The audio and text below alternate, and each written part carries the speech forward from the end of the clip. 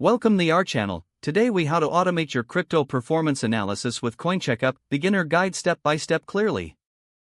To automate your crypto performance analysis using CoinCheckup, first, navigate to the CoinCheckup website.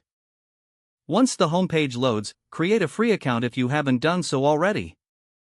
Log in to your CoinCheckup account with your credentials. On the dashboard, locate the portfolio section. If the page does not load, refresh the browser or try again in a private or incognito window. If your password is not accepted, use the reset option and create a new strong password you can remember. Check your spam folder for verification or security emails, then complete any requested confirmation steps.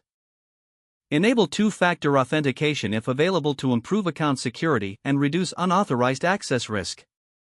After signing in, review your profile details so your contact information and settings are accurate and current. If you see an error message, note it down and try again after restarting your device and internet connection. Don't forget to like this video and subscribe to our channel for more step-by-step tech guides.